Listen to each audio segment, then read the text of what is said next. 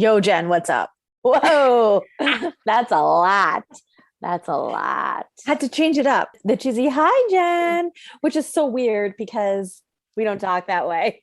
we don't talk that way. And our audience doesn't know this. So I'm going to let them in on a secret is that we record these intros usually after we've done some other recordings. So we've already been talking for like an hour to an hour and a half, sometimes 2 hours. And then we do these intros where we pretend that we just started talking. And so that's why you always get the cheesy, hi, Jen. So I wanted to like shake things up. Like, yo, what's up? So we'll be like in the middle of a conversation, and then one of us is like, okay, we need to get this started. And like busts in with the like, hey. Yeah. Me with jazz hands. I'm not going to lie. I thought about that all day. I'm like, I'm going to say, yo, what's up? Oh my God, I love that. I love that you thought about that all day. So clearly you did not have a very stimulating day at work today. Apparently not. Can I tell you something that I'm super excited about? Yes. This doesn't relate to any of this. So I take heels dance classes. If you follow me on Instagram, you will know this, like my personal account. And if you don't, I take heels dance classes. It's one of the things that I do for myself that we talk about self-care. It's a self-care thing for me. And the company that I dance with, we're putting on our first show. And I have personally not performed on a stage in a show in, it will have been 20 years when we Yay. When's the show? Can I come? Like, yes, you can. You can. So fun. I'm going to shout them out. Your dance class, YDC. By the time this episode comes out, it could be sold out. So I apologize for you if it is.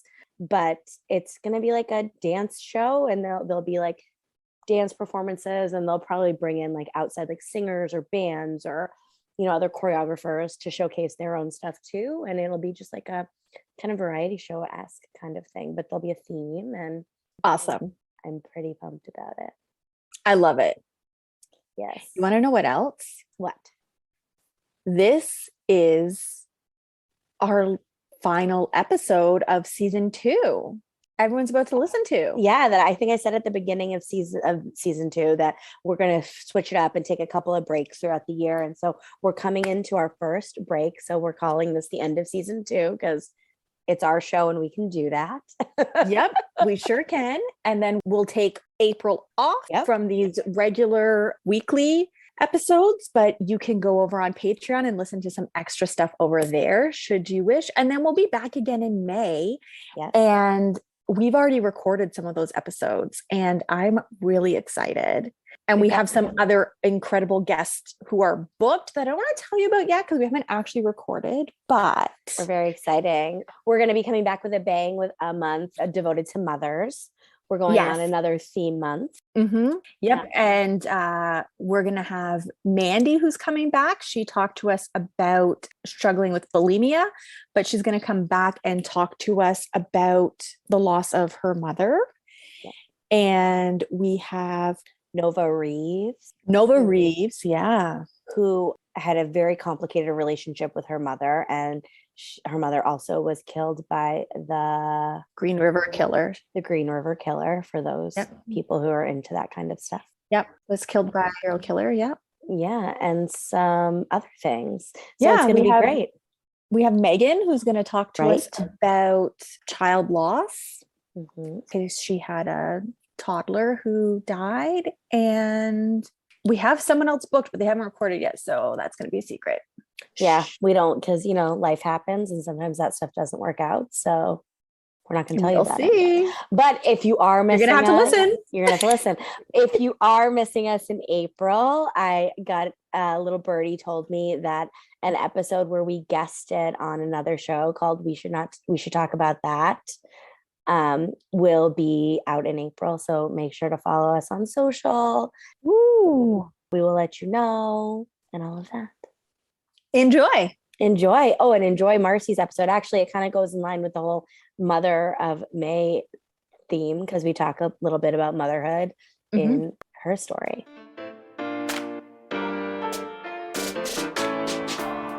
Hi, I'm Jen, and welcome back to Now What? And I'm Tesha. Thank you so much for listening. Today, we are being joined by Marci Warhaft, who is a body image and self-esteem expert.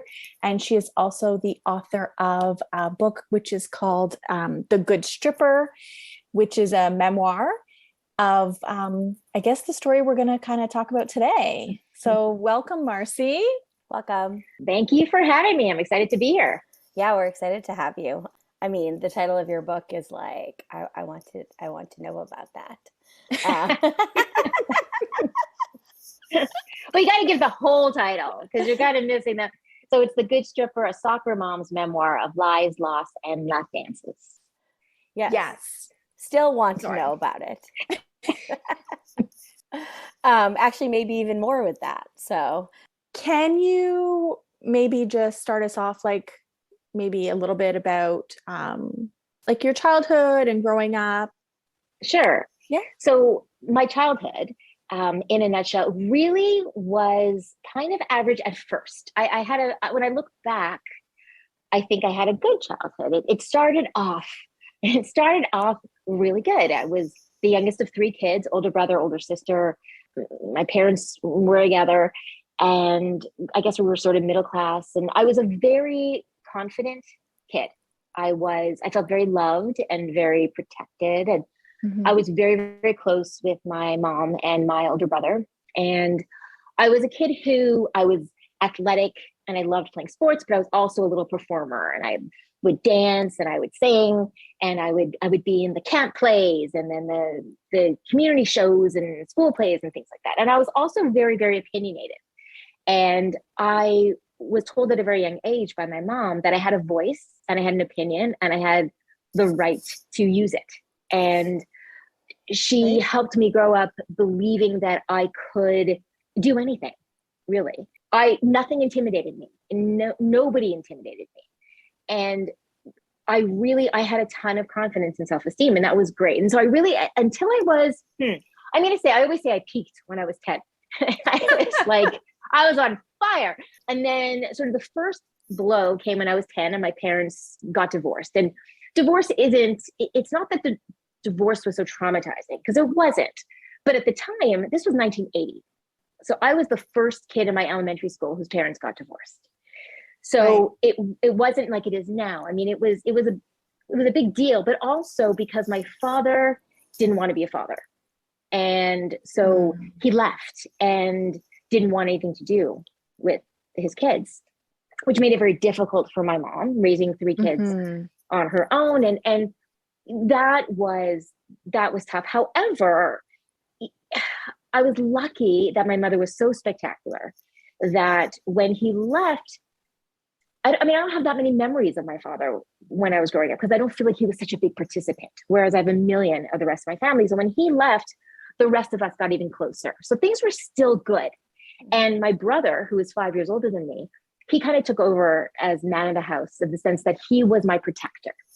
I always say that my brother was the invisible armor that I wore out in the world to protect me. And my mom was my safe place to come home to.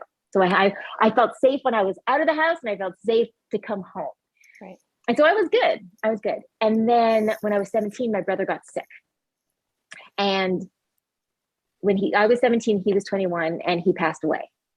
And that completely changed my life. That changed me as a person. It changed the entire course of my life, and it set me on a path that I was not prepared for so many reasons. And so I always say that my brother's death gave birth to my eating disorder, because I developed an eating disorder while he was sick, and then it just intensified after he died. And the problem is, I was going through this kid who was so self-assured and so self-confident. All of a sudden, I felt terrified of the world. My protection was gone. I didn't feel like I deserved to be there. I felt it should have been me. I felt the world needed him more than it needed me, and I could never measure up or be what he would have been to the world. So I didn't think I deserved to be here. And I carried that with me for decades, that I'll never be good enough.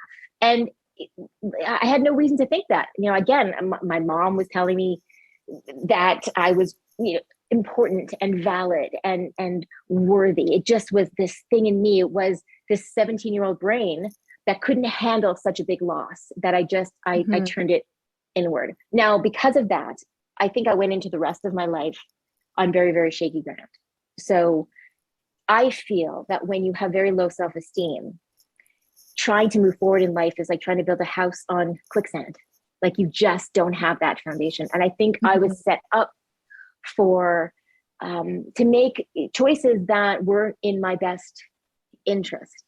And I had gotten to a theater school, and I quit school and got very down on myself. And then I moved cities, and I mean, there's so much. It's such a tough thing. But I just fast forward a little bit. I got married. I had children, and really tried to move forward in my life. But life kept hitting me with sucker punches. Like it kept hitting me with trauma after trauma after trauma. I mean, from when my brother passed away, then I got married and got pregnant, had a miscarriage, got pregnant again while I'm pregnant, and can't wait to share the experience with my mom. My mom passes away, and that was a shock to me. And then delivered my son early, and then I got sick, and then I lost another baby, and it was so much that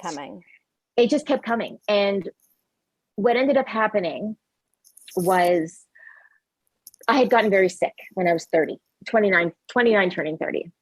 Very sick, just a weird thing had happened with an antibiotic I had taken. I was pregnant at the time, and I spent a few months in the hospital fighting for my life.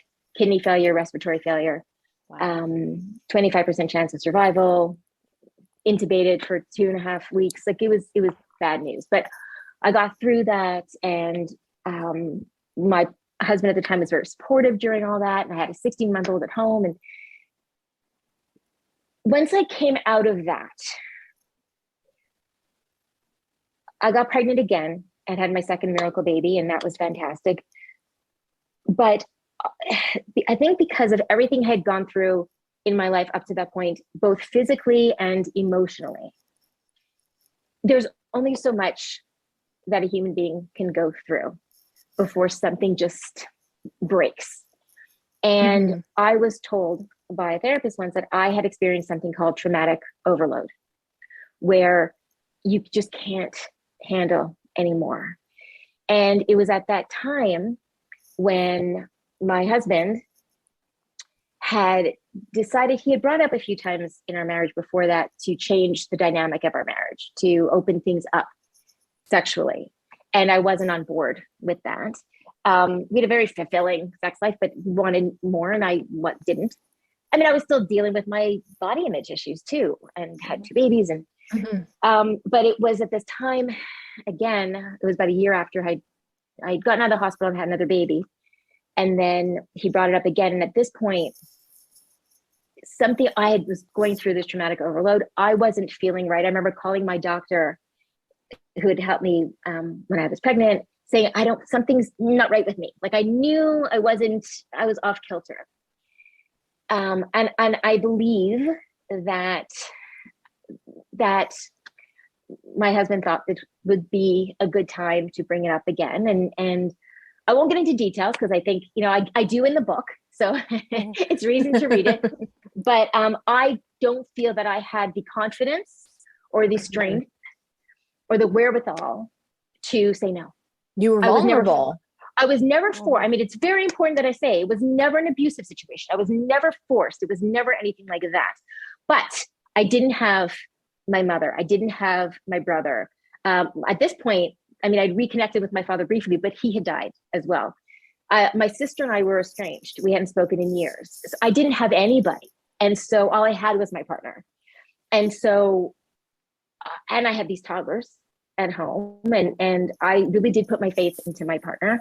I was struggling with my self-confidence. I was still dealing with a horrible eating disorder. So I was starving myself. It was not a great place for me. I remember I had just gotten through literally fighting for my life in the hospital just a couple of years earlier.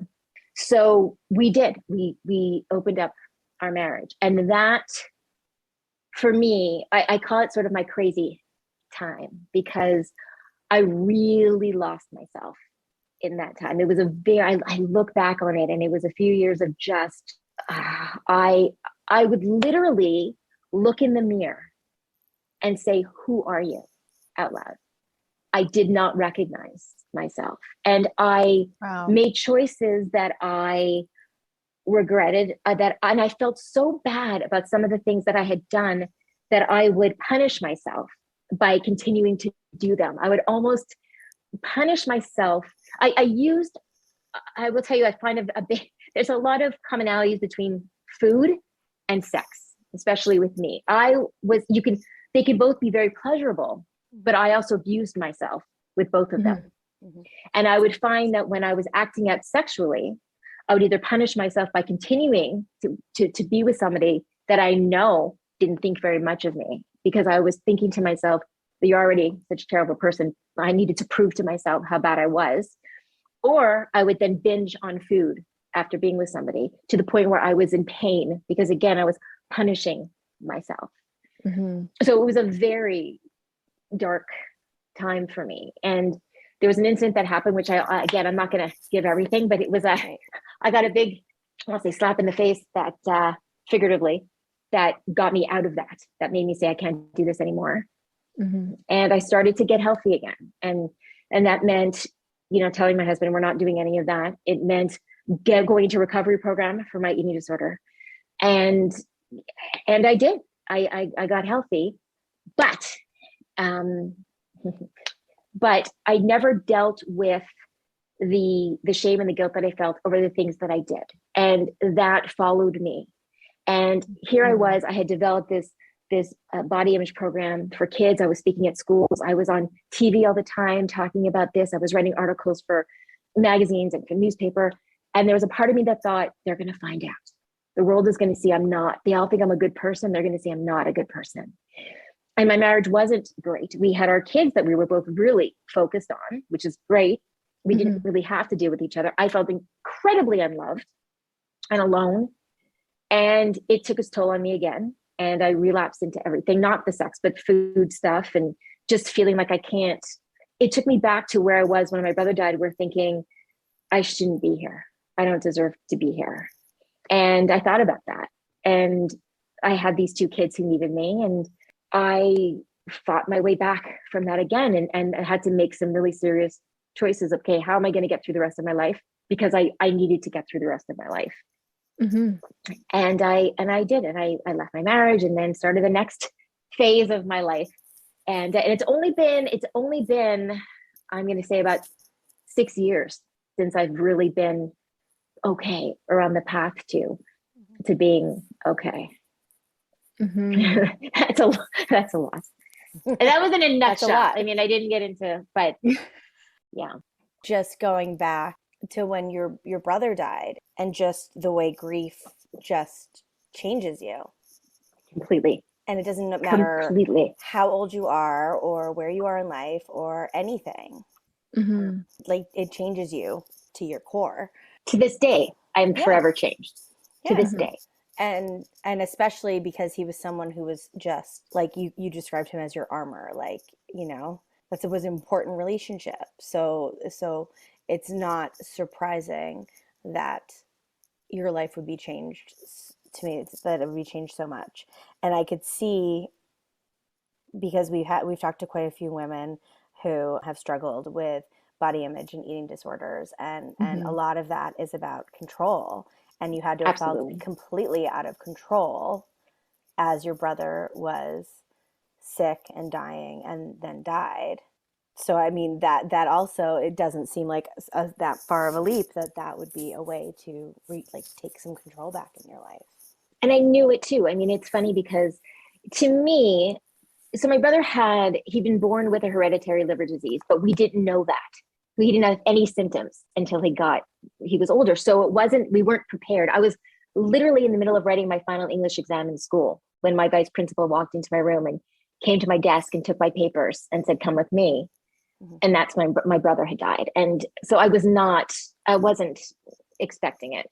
But, and I say this often, and it's the truth is that the moment before I was told that Billy died was the last moment I felt safe and protected for a decade. Mm-hmm. Probably, it was probably, I don't know that I've ever felt completely safe since then. And then a few years later, losing my mom, I mean, it's been very, very challenging, you know, I was thinking today actually that I often feel like losing them is feeling like I'm 3 years old and I'm in a brand new amusement park and I let go of my mother's hand by mistake. And now I can't find her. That's what it still feels like sometimes. And I'm going to be 52 in a couple of months, you know, but with going back to the control thing, I remember I go to the hospital and people would bring food because that's what people do, right? I mean, people bring food, whether it's for a good occasion or a bad occasion.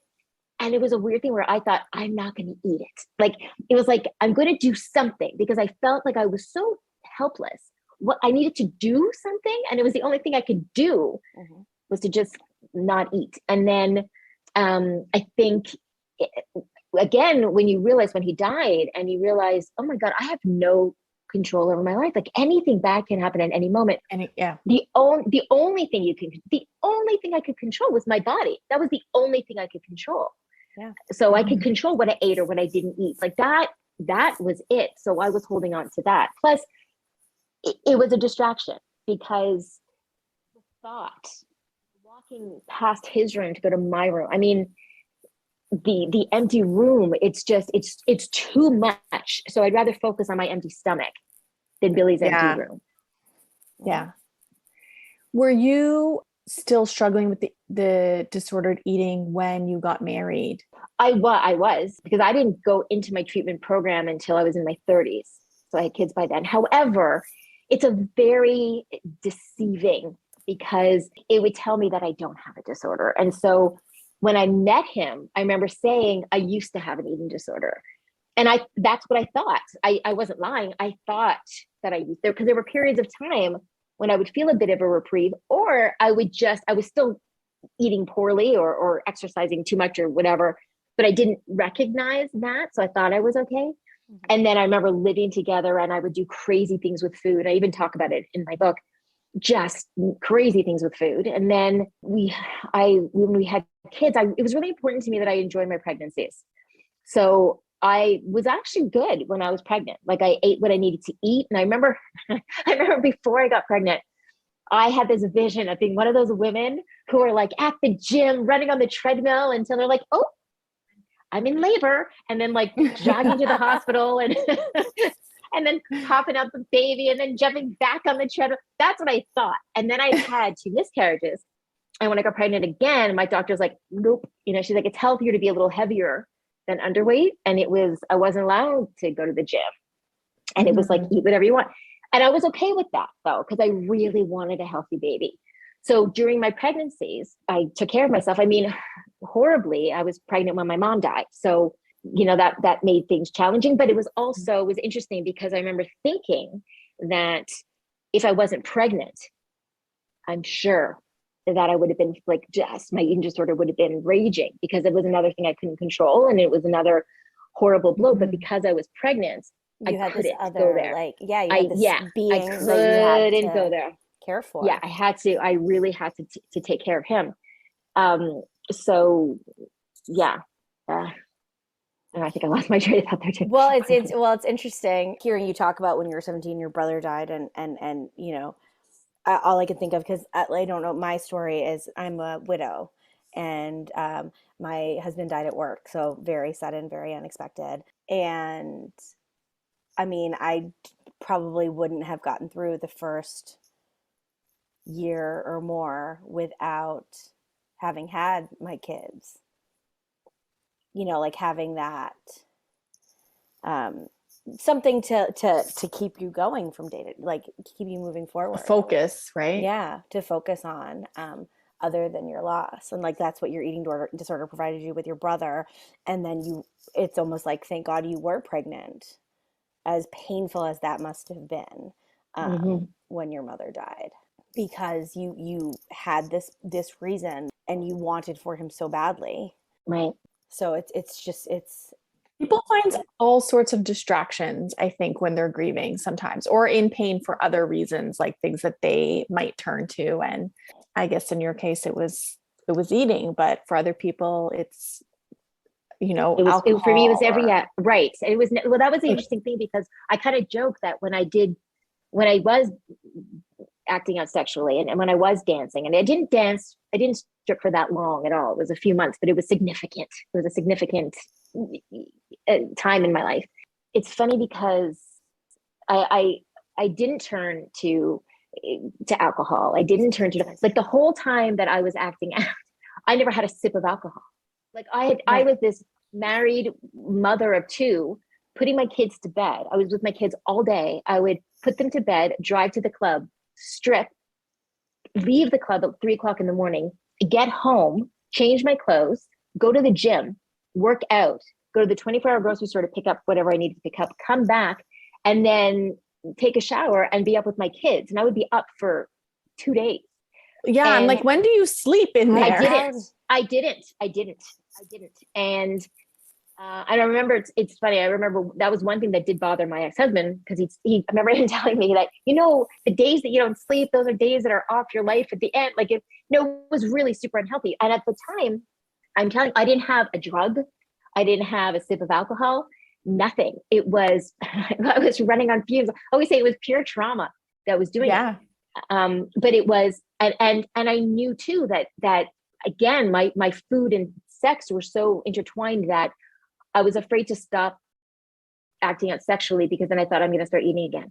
So it was like, I was going to be in excess, doing something in excess. And it was going to be one of those two things. Right. So yeah, I mean, and going back to grief, I was just talking about this yesterday.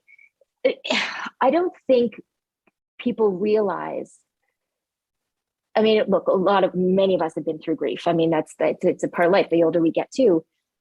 But I think there are some times when it affects us so deeply. And I think it's one of those things that other people are so uncomfortable with. Mm-hmm.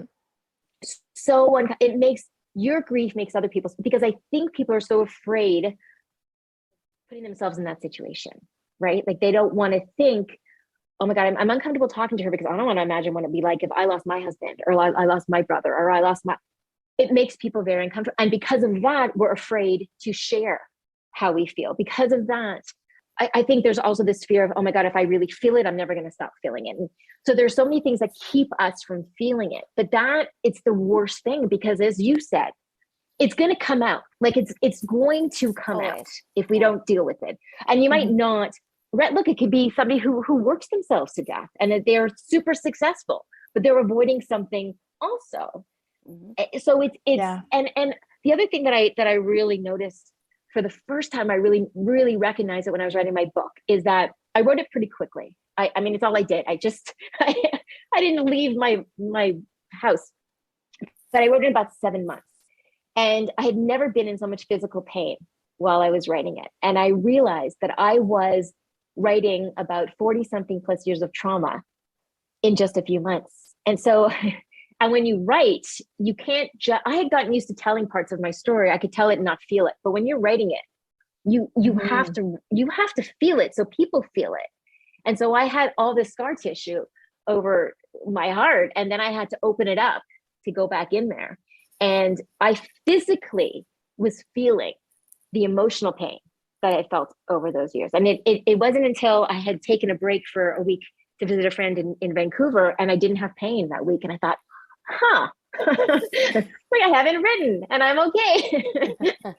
But it's stress, and it's sadness, and it's all this stuff that really, it manifests. Like, you feel it in your core, in your body. So if we don't deal with it and face it and be able to move on a little bit, then it does damage. And I think our society is just so afraid of, I don't care what we see on social media, we're still afraid of feeling feelings. We're still afraid of showing feelings.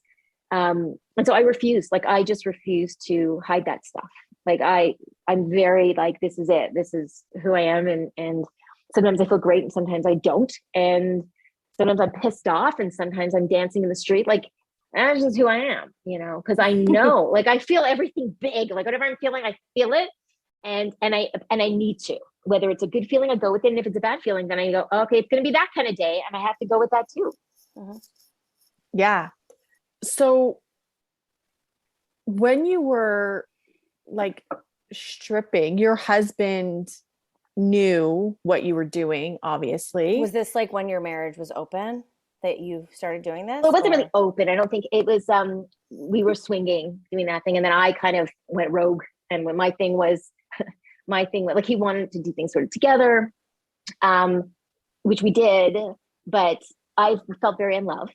And I felt, especially after everything I'd been through, I felt like I wanted to be, again, it goes back to not feeling safe or protected. And I guess you don't want your partner to be obsessive or possessive, but I would have much rather him have pulled me closer, especially seeing that I was going through this difficult time, instead of saying, hey, I want you to be with that person, or I want you to be with that person. Like, that didn't feel good to me. Yeah. So I really felt like that's all I was. Like, that's all I was good for. And it went back to, again, when I lost my brother, it was, well, what am I good for? So at that point, when Billy died, it was, well, I'm not smart enough or funny enough or interesting enough. Maybe I'll be pretty enough. And that meant skinny enough at that time. Yep. So this time, well, if he doesn't want me, if he doesn't care, then I guess if people desire me, I guess I could go for that. I know they don't care about me, these men, right. But if they think I'm hot, then at least I'll feel that for a little bit. There's validation there. there. There's a little bit of validation, even though I felt it wasn't. Like, you think it's like the food, you think it's going to help, you think it's going to be empowering, but it really isn't. Right. Sometimes we look outward for that validation, or we're doing things because we think they're going to make us feel better, and they don't. Right? Like, you're getting this validation because people think you're hot and you're sexy and you're desirable, but it wasn't actually fulfilling you. I also wanted to feel like I had a little bit of control. We're going back to the thing about control. Yeah. Right. So here I felt he was this rebel in me that I always say, I wish I had been in a place in my life where the rebel would have said no. Like, I don't, instead of, it's what the rebellious part of me did was, it said to my husband, without saying to him, it was, you want me to do this, but he was in control of that. And instead, so my brain was, that's what I was just you thinking. Want me to sleep with other people? Okay, well, then I'm going to go off and do, and that, so that was it. I wish that it would have been me saying, I don't want to do this. And if that's what you want, then it's just ended it. Like, it's just not going to be. Right. But I didn't. And so, because again, that's all I thought I was worth. So instead it was, I'm going to try to be the best mother I can be. And so I did. I was just with them, and I wanted, because I had lost my mother young, because I had almost died, because I knew the life was short. I had this thing in my head where I don't know how long I'll be here. I don't know if I've got a week or 30 years. I don't know. So I wanted to make sure that every memory that they had with me was fantastic. Like, I just wanted to do everything. And so there was that part of me, but then there was the other part that was, okay, so that's what I'm going to be for them. And then for me, I'm going to live this other, if I can't be loved, maybe I could be desired and be valid that way. So I was like this, trying to be super mom and this kind of vixen sex toy thing.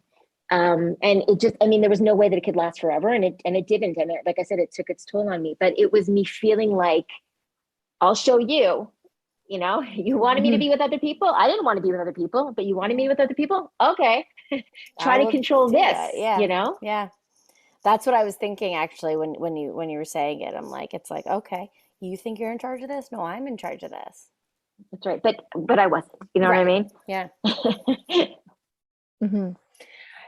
So I imagine, like, I can't even imagine living your life in that way, even though you said it was short-lived. And to me, it's like, well, of course it was going to be short-lived, because you're not sleeping. Mm-hmm. The dancing part was a few months, but the other part was a few years. No, yeah, years. The dancing and the not sleeping, and that to me is just so wild. I'm sorry. But can I just say one thing that's really funny to me? I have to say this. When I wrote the book and I released it, I was really afraid of people judging me. And I remember I've done a few book clubs, and it's so funny to me because when I've done book clubs and it was moms that were there, that's the one, like I always expected them to ask me about, because I was a married man, and to ask me about all these, like I've always braced myself for like the tough questions. But the, the one question I always get is, how did you not sleep? I mean, they're like, I sleep and I'm so tired. Yeah. How did you? Well, so I thought that was really interesting. Yeah. You must have been just so exhausted. But I wasn't like, yeah, that was, and I thought, I'm sure that people at school must think I'm on something, because I was like, I belonged to two 24-hour gyms, because one of them had the audacity to like close early on Sundays and on Christmas. And I couldn't have that. So I would go at 2:00 in the morning or 3:00 in the morning, or like, I had tons of energy. And then there was a point when, during all this too, because I had, when I was sick, I'd had multiple surgeries, like some major surgeries, and it had caused some complications, and I had chronic pain for a few years, and I was put on heavy duty narcotics for a few years. And I remember I was on copious amounts of OxyContin for 3 years. And I remember going to a pain specialist because I hated being on it. I'm not a drug person at all. And I said to him, like, I don't like it. I don't want to be on it. And he said to me, you are on an SL dose of OxyContin. And I said, what is that? He said, a shitload.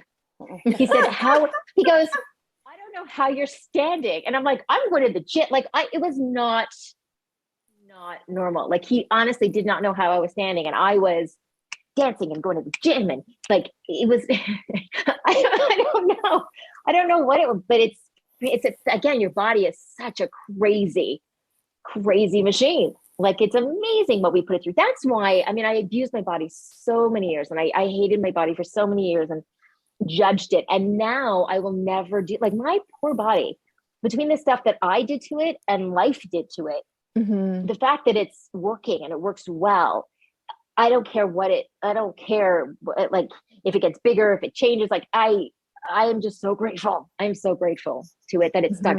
It stuck with me and hasn't really let me down.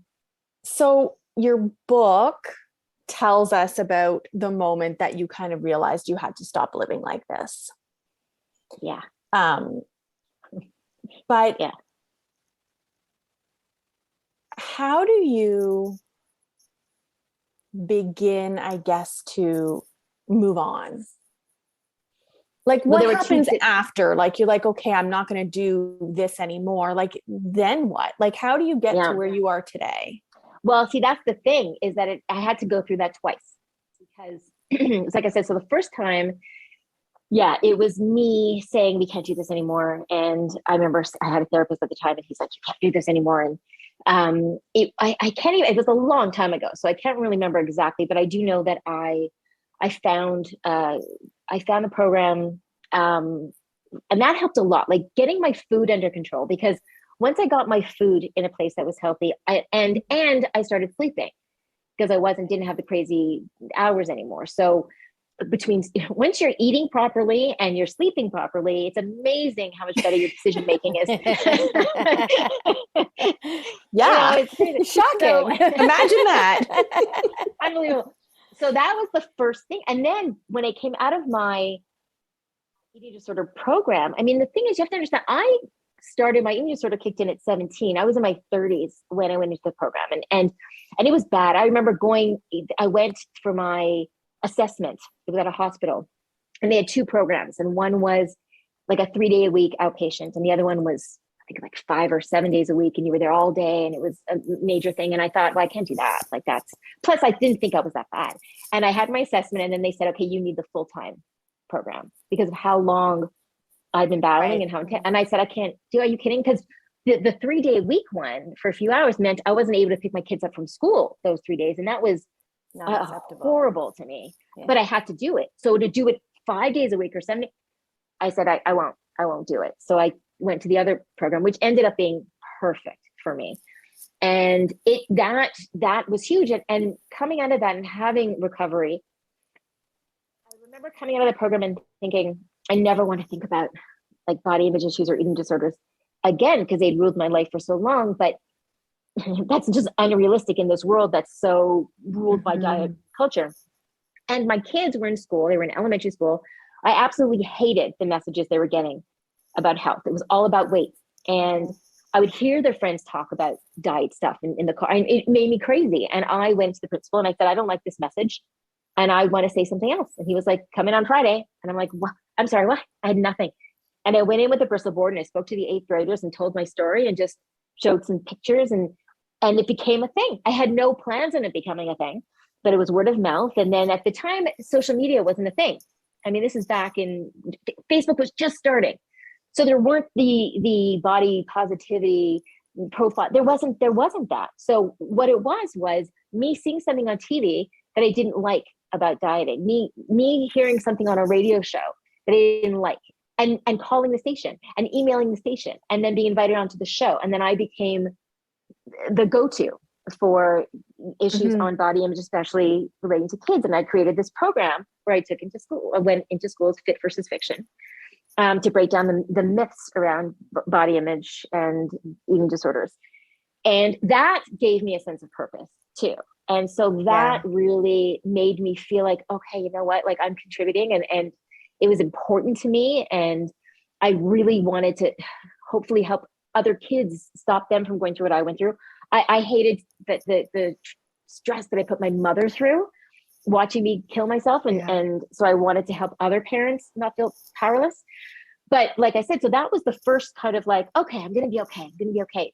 But like I said, at some point I hit this wall where every time I would do something on TV, let's say, I was afraid that somebody would come out and go, no, because she used to do this. So she used to, I was afraid my kids were going to find out because they didn't know. Wait, she's giving talks in school. Do you know she was a stripper before? Yeah. Exactly. Do you know where I met this woman and what I did with her? Like, right. Yeah. Let me tell you. So there's one thing I talk about in the book, one story, where I had just done a workshop at a school, and I'm at the grocery store with my kids, and I'm walking through an aisle, and this man passes by, and he just looked at me. And one of my kids said, why is that man looking at you like that? And I remember thinking, okay. And I said, I don't know, maybe he thinks he knows me. And the thing is, I didn't recognize, maybe he thought he knew me. Maybe he thought, maybe he was trying to flirt with me. I don't know. But in my head, this is so terrible to say, I'm like, did I dance for him? Like, I don't like, you know, and, but it's, again, it makes me laugh now because it's so absurd, but I was mortified, terrified. Yeah. Like, what if he says something in front of my kid? What?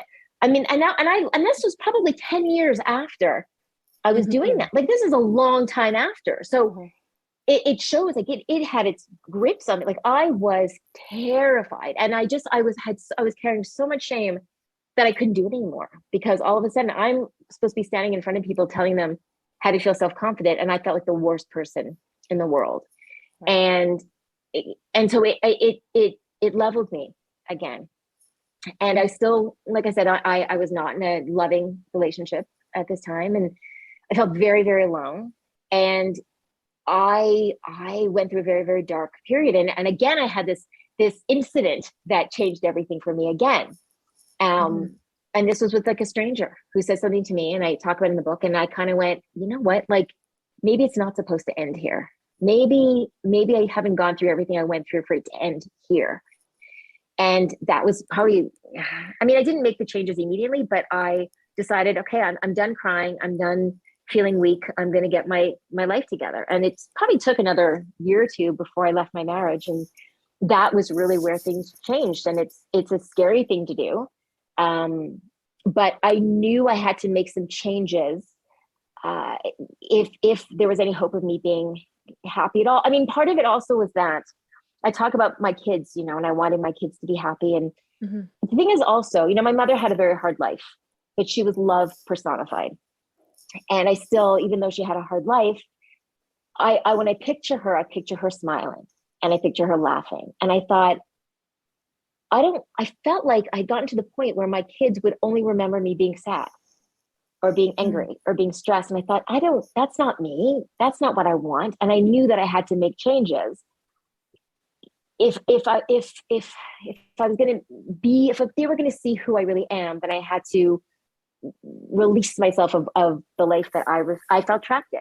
And that meant leaving my marriage. And yeah, since then, I mean, that was about 6 years ago. And I feel like I've changed. I feel like I've been a different person every year. I'm constantly evolving and changing and growing, and it's not easy in a lot of ways, but oh my God, it was the absolute best thing I could have done. So, I mean, like I said, there was the change from getting out of that crazy period of my life, but then it was also getting myself out of the shame. And it wasn't until I was able to release the shame. I mean, I say in my book is dedicated to anyone who may be struggling to forgive themselves for the mistakes they made when they were just trying to survive.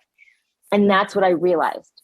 I realized I was doing the best I could with what I had. I was doing the best that I could just to get through it. And would I do the same things now? Of course not. But now I'm stronger. Now I have the tools. Now I know. Then I didn't. And so I was able to forgive myself. And that's been the change. That's everything. And writing the book, look, all these secrets that I was terrified of everyone finding out. Okay, I put in a book and released it. I mean, that's insane. But now nobody can shame you when you're not ashamed. So anybody can come at me with anything from my past. And I'm like, yeah, page 47. Like, it's not, you can't hurt me, anymore. And there's a lot of power in that. And that's been the huge, that's incredibly liberating. When you really don't care. I had to get to a point where for the first time in my life, I was okay with me. It was the first time in my life where, listen, I have a lot of things I need to learn and I'm still growing and all that, but I like who I am as a person. I feel like I'm a pretty decent person. I haven't felt like that since I was 10 years old. And so for me, it was a point of being liked isn't as important as being healthy. And in taking care of myself and being honest with myself, I actually found that I thought people weren't going to like the real me, but actually they connect with that more anyway. But because I got to the point, like I knew I couldn't write the book or release the book until I was okay with me, because I didn't know how people were going to be. I really expected people to not like me afterward. And I had to be okay with even my kids. There was the chance that my kids would be mad. And I was had to be okay with that. Yeah, because listen, that they were the only ones I cared about. Like their opinion is the only one. However, I also knew, as crazy as this may sound, I also knew that if they were mad at me, let's say, for stuff that happened or for writing it, I was going to be okay with that, because I felt like they would understand at some point. Like it was just my truth. I wasn't doing anything now. This is who I am, whether I talk about it or don't talk about it, whether I write about it or don't write about it. This stuff happened, and this is me.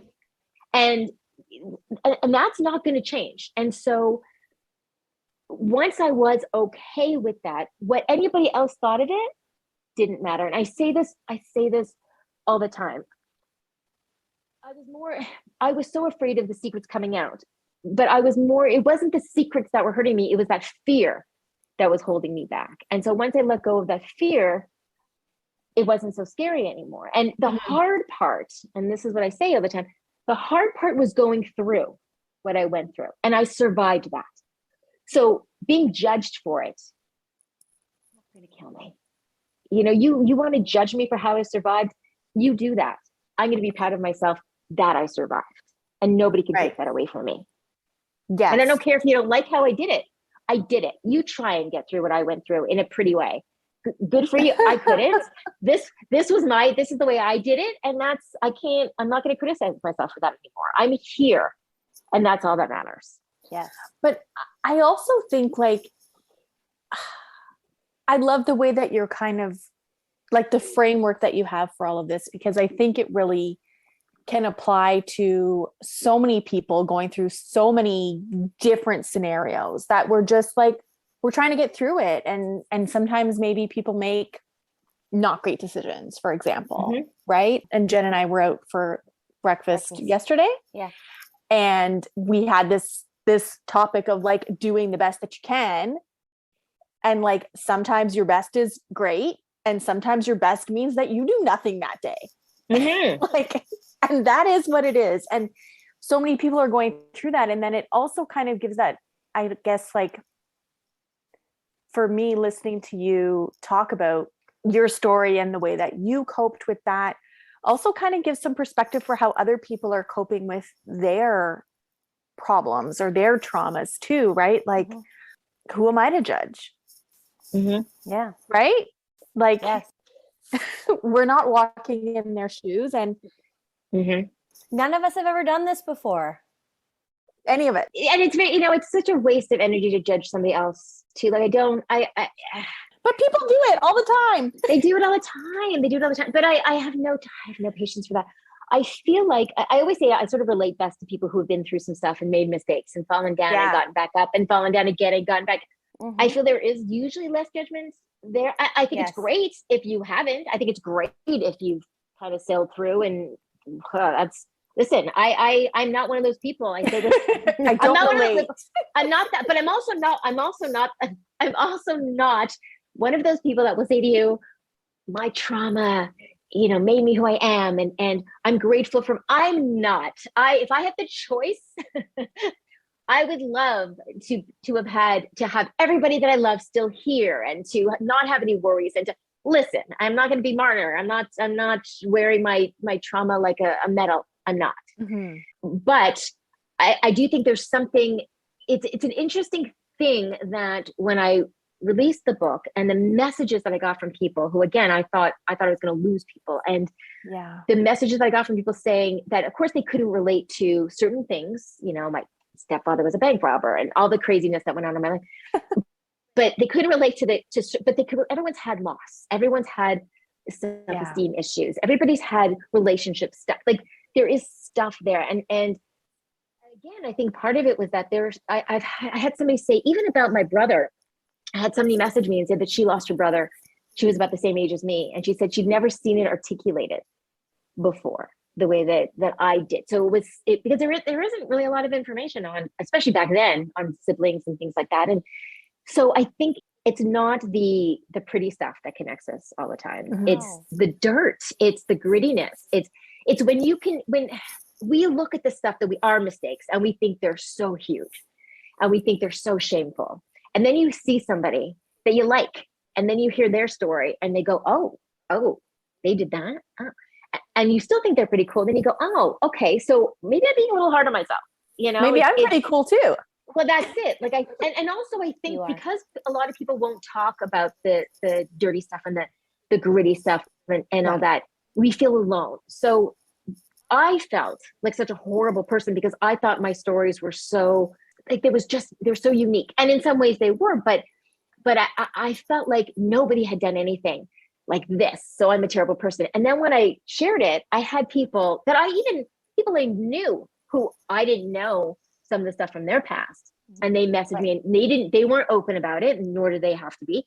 But there were things in their past and they felt like, oh my God, like somebody else. And then you realize, oh, you too? And then you don't feel so alone. And I think it's so important. I wish that we could be more honest about the yucky stuff. Like a huge that's like what the whole podcast why is we're about. doing this. Yeah.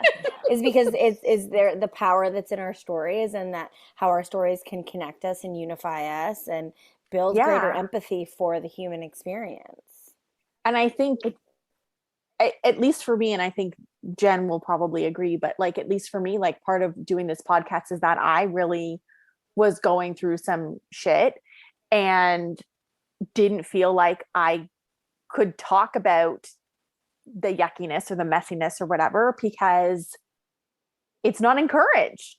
People don't want to hear it. And there's all this, like part of the reason that I got into this podcast was, that I was diagnosed with cancer and I had 2 young children, but there's this whole rhetoric around like staying positive, right? Like if you have cancer, exactly you just have to be positive all the time.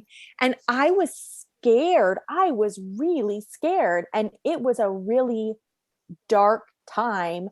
And I didn't know how to cope, but also really didn't have an outlet, had never really heard anybody else maybe express what I was feeling. So important. And like, there is like, we're just supposed to be happy and positive all the time and just avoid these kind of uncomfortable topics. Well, and it's That's pervasive because I have talked to friends who I've found out are going through shit, and it's like, how are you? Like, how are you really? And like, I would think because of my own personal story that they would know I like actually want to know right. how you really are. You can be honest with me. And it's But it's still, so it's still glossed over. People are still uncomfortable, even in that just like one-on-one conversation where I'm well, like, I bring it. yeah. No, I think that, it speaks to me so much what you guys were saying, because there is the thing where you can, God, I'm going to get specific now, because that if that's okay, it reminded me, my mother, when she was diagnosed with breast cancer, one of the times, she had it several times. And I remember it was around the time that Lance Armstrong it was before he was called out for the drug use. This was before that. It was when he had cancer. And I remember my mother was going through chemo. And I remember it was like, all you hear is Lance had his chemo treatment, and then he was on his bike for 4 hours. And I thought, son of a bitch. Like I remember my mother saying, this is the standard. well, that was it. I remember my mother thinking, like I remember it affecting her. And I remember thinking, like, what would have been more of a gift to people going through cancer if he would have said, today I rode my bike. Yesterday, I slept because I was exhausted. And that be like, I'm like, that's not like that. And of course, I feel okay saying it now because he wasn't such a great role model anyway. But I thought that is the problem with our society. It's like, oh, she has cancer, but she went back to work right after her. That's great. No, that's not, but that's not okay. Like, that's the thing. It's okay for us to have dealt with the death of somebody, to be dealing with illness. It's okay to talk about it as long as you've got this happy spin. Like you were saying, as long as there's this positivity spin at the end of it, then people are okay with it. Well, it's even like how you were saying, I won't say I'm thankful for my trauma.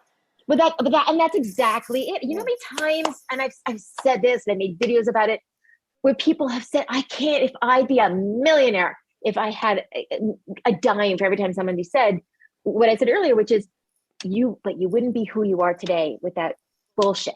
I would still be, without my traumas, I believe I would still be who I am. I just would have taken a different route to get here. Well, but who's to say that who that person would, even if you wouldn't be who you are, like, what's wrong? Like, what's wrong with that? Well, that's it. Maybe you were going to be a great person anyways. Yeah. Well, that's it. But that's it. Exactly. And it's like, and I'm not going to get my trauma that, but yeah, I think people are so uncomfortable with other people's stuff. And it's funny because I remember, it's probably still to this day, but not as much, especially because I wrote about it, but more when I was younger, when somebody would ask me a question about my family, and I'd be like, okay, now I got to tell them everyone's dead. And I thought, I'm going to make them uncomfortable, and I was so worried about how they were going to feel.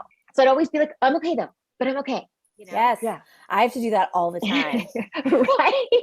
Isn't that amazing? Like, it's just. Well, I say it quickly because I don't want to the like falling face and I'm so sorry. It's like, okay, I'm good. I don't need I don't need that. But even like just what you were saying, I didn't have a father growing up. And like that made people feel uncomfortable when they asked about my family.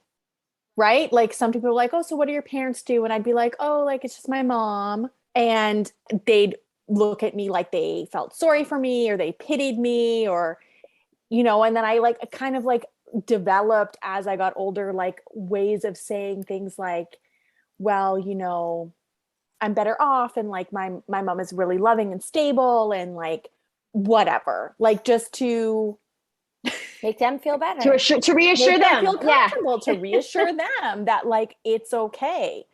And like I'm a school teacher now, and I think last year I was talking to my students, and they're 10, and I told them that I grew up without a father.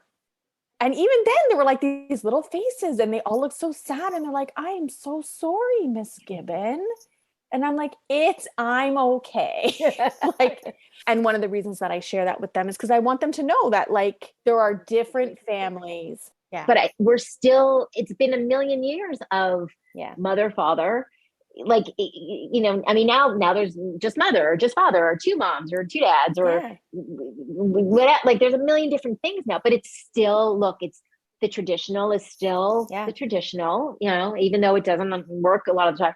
But I think that's anything that sort of veers away from that is still going to be, is the kid okay? Are you okay? It's still going to be like, I think we do live in a society that's very judgmental. And for some reason, I don't know if it's because I feel like I've been through worse. You know what I mean? Like my brother's gone, my mother's gone. I've been through a lot of crap. So I survived that. Like nothing is going to make me feel worse than that.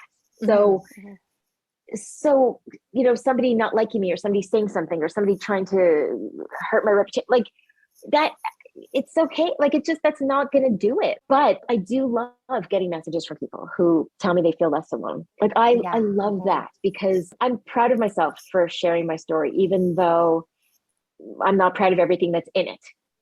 I'm proud that it's like a way of it's something that comes up often is how we make meaning of, these horrible things that have happened to us, or these, the choices we make as a result of horrible things happening to us. And it helps us make peace, I think, by making meaning and it gives you the courage to make more choices. Like it's giving me the courage to do more things and go, okay, so you know what? I revealed that and I'm good. I'm still standing. What else do I want to do? Like, and I feel the freedom to kind of explore and evolve and change. And I'm not afraid of changing my mind. I'm not afraid of failing. Oh my God, at all. But I think when you're sharing that your story and you're, like you said, like you were able to release that shame, I think that's also part of the growth and the healing, if that's what you want to call it, like that comes from that, because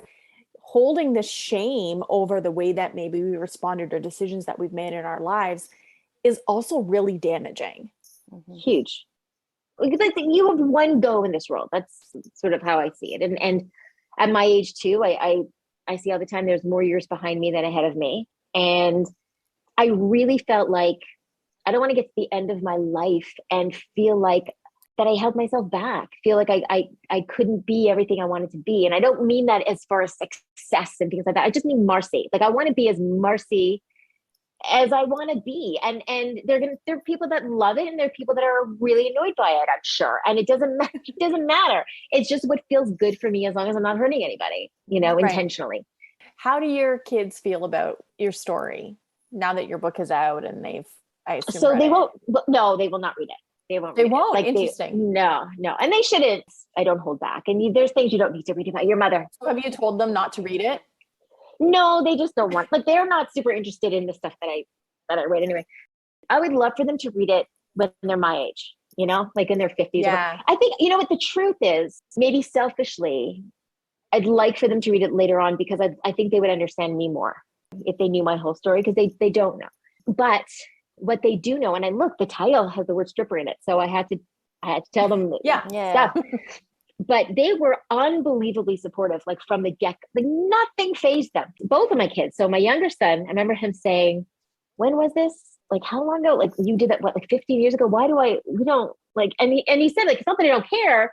Don't worry about it. Like he wasn't bothered by it. And then my older son said, you keep saying that you made mistakes. He goes, but you also keep saying that you wanted us to be really happy. And we are really happy.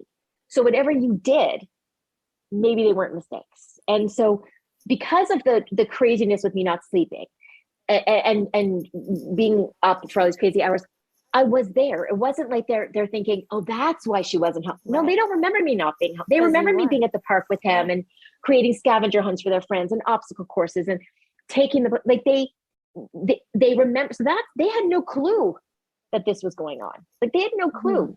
And they both said, no, we got your back. And so I'm very lucky that way. That's beautiful. Yeah. And that's how I want them. Look, I want them to know that they can mess up and that they cannot be perfect. Yes. But to try, like, I also don't want them to worry about what other people think. And I want them to be whoever they want to be and take whatever paths they need to go. And I really have done the best I can. And that's all that, I say all the time too. My mom didn't realize, I know that she didn't think she was a great parent, and she was spectacular. I mean, if I could be a quarter the parent that she was, I'd be thrilled. And she made some mistakes, but to me, all that showed me was you can make mistakes as a parent and still be fantastic. And I think it's worse to have your kids think that you're perfect and that you need to be perfect. I think that sets them up to feel like they need to do the same thing. So if anything they learned from me, it's that it's okay to be human and to just try to be a good person. That's it. Absolutely. I think that's kind of what, I don't know, we all need to learn that, right? Thank you so much for talking to us. We will share info on how people can contact you and pick up your book in the show notes. And we're actually gonna give away a copy of your book. Yes, and I'll personalize them for you. So if you let me know who wins. Yes. Then wonderful. That'd be amazing. Okay. So we will let you know how you can enter to win a copy of Marci's book. Yes. Thanks so much. Thank you for listening. Thanks for listening to Now What? If you've enjoyed this episode, leave us a review. Your ratings and reviews help more people like you find our podcast. Don't forget to subscribe and share this episode with someone you think would love it. Until next time, remember, your hard times are the chance to write another chapter.